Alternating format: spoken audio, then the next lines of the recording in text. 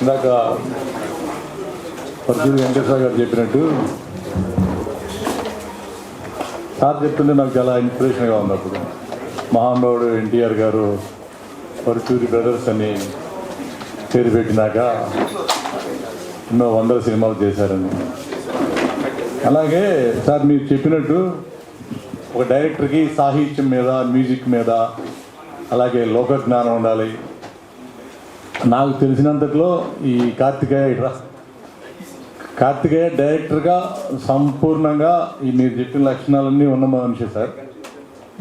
నాకు కూడా ఒకసారి కథ చెప్పాడు సార్. నేను అది నాకు వర్కౌట్ అవ్వచ్చు అవ్వకపోవచ్చు వేరే విషయం. అతనికి కూడా మీ చేతుల మీదుగానే మీరు అన్నారు కదా, కార్తికేయ క్రియేటివ్ వర్క్స్ అని పెట్టండి.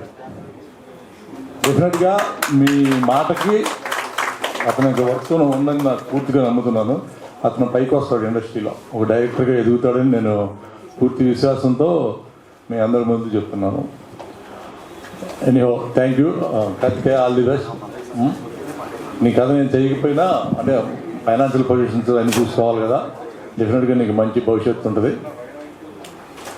అలాగే ఈ ఆపరేషన్ ఇందాక మా దాము సార్ చెప్పినట్టు ఆపరేషన్ అనగానే అందరిలో ఉడుకు రక్తం వచ్చేస్తుంది ఇప్పుడు.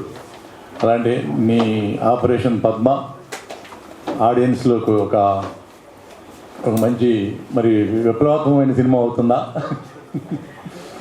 అదే ఏదైనా అందరూ ప్రేక్షకులకి నచ్చి ఒక అద్భుతంగా నీకు మంచి రిజల్ట్స్ రావాలని మనస్ఫూర్తిగా కోరుకుంటూ టీం అందరికీ ఆల్ ది బెస్ట్ చెప్తూ thank you very much. Anchor కూడా చాలా బాగా మాట్లాడుతున్నారు.